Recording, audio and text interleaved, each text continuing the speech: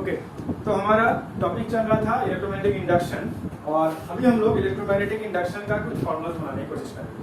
तो कैसे ये वाला बनाते हैं, चलो देखते हैं।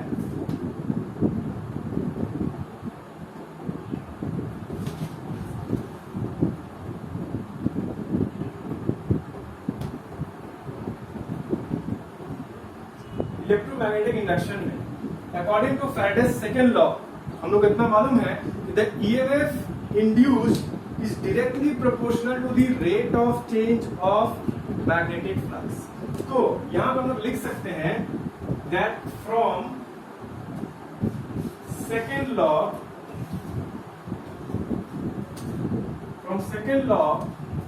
या फैराडेज सेकेंड लॉ ऐसे लिख सकते हैं, from Faraday's second law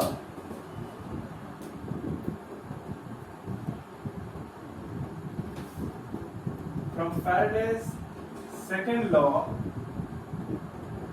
we can write EMF produced is directly proportional to change in magnetic flux d phi by dt। एक काम करते हैं, यहाँ पे हम लोग डायरेक्टली नहीं आते हैं, थोड़ा सा कुछ प्रोसेस अपनाते हैं। For example at time t, शुरू से ये करते हैं जैसे कि at time t1 magnetic flux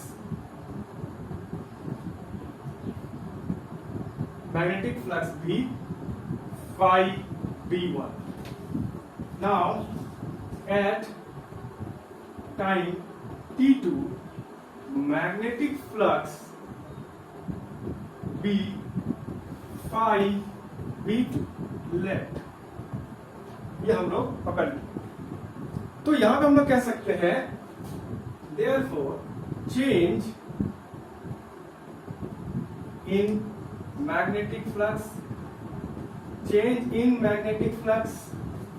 that means del phi b is equal to phi b2 minus phi b1 and rate of change of magnetic flux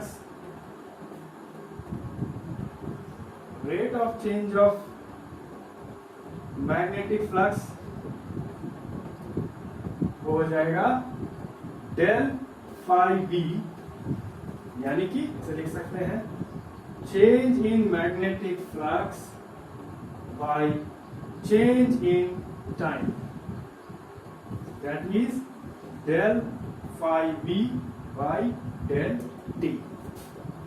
now from Faraday's second law we can write that the EMF induced is directly proportional to the change in magnetic flux। now if the change is big enough to notice, then we can write this formula, but if the change is very small, बहुत ही कम change होने से भी EMF induce होता है, then we can change the delta in D। तो इसी को हम लोग बदल सकते हैं for very small changes। EMF induced is directly proportional to d phi b by dt। now from Lenz's law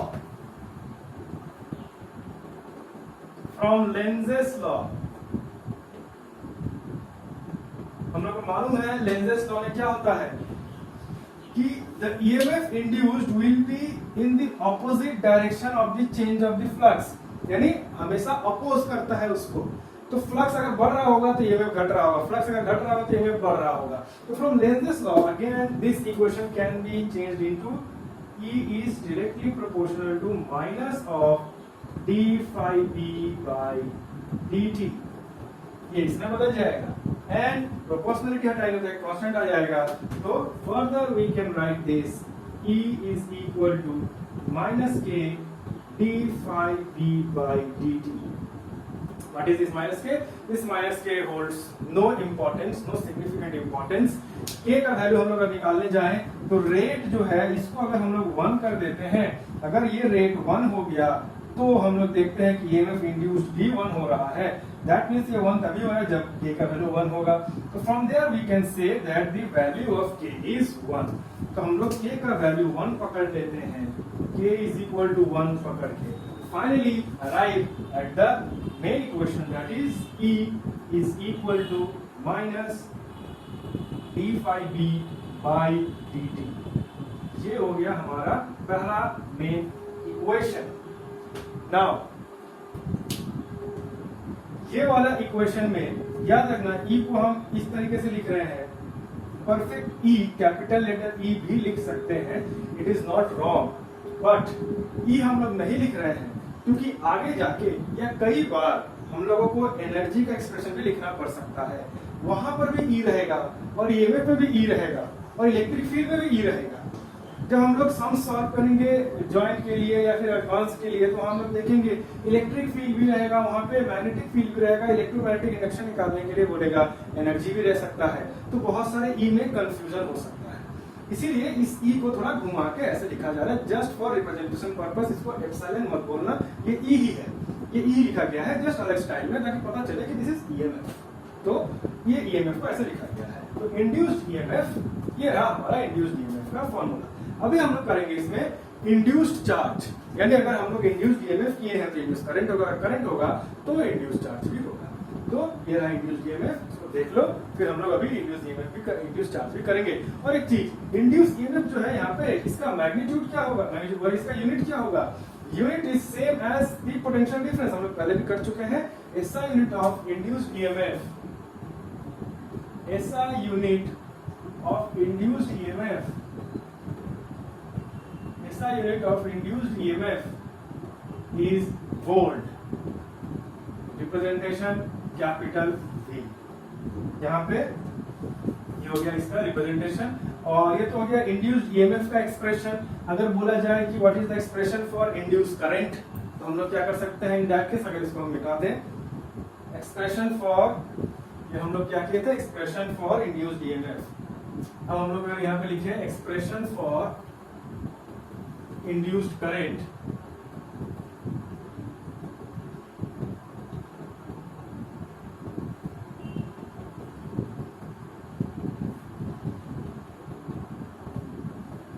काफी आसान हो जाएगा, कुछ ज्यादा बड़ा बात नहीं है। यहाँ पे हमें अभी अभी मेन इक्वेशन तो मिल ही गया है, यानी एक्सप्रेशन फॉर इंड्यूस्ड ईएमएफ ये रहा,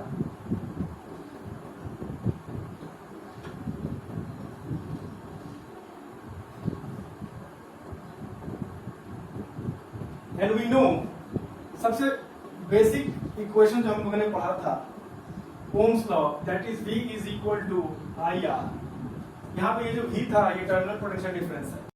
यहाँ पे हम लोग V को रिप्लेस कर सकते हैं E से, then we can say E is equal to IR। E यानी इंड्यूस्ड ईएमएफ, यहाँ पे I यानी करंट। तो यहाँ से हम लोग करंट का एक्सप्रेशन भी जनरेट कर सकते हैं, that means I is equal to induced EMF by R। और induced EMF का तो फॉर्मूला है हमारे पास। तो फाइनली इंड्यूस्ड करंट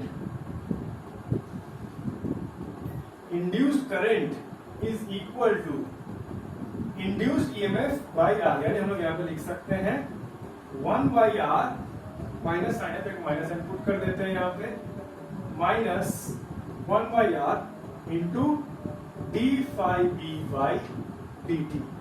तो ये हो गया इंड्यूस्ड करंट का एक्सप्रेशन, यूनिट एम्पियर।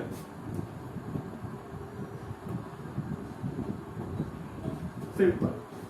तो ये हमारा पूरा पोर्शन कवर हुआ, expression for induced EMF and expression for induced current. फिर हम लोग इसके बाद तुरंत करेंगे एक्सप्रेशन फॉर इंड्यूस्ड चार्ज। अगर करंट फ्लो हो रहा है तो चार्ज भी फ्लो होगा, और अगर चार्ज आ रहा है तो व्हाट इज इट्स वैल्यू, ये भी हम लोग को निकालना है। तो चलो उसको भी निकालते हैं हम लोग।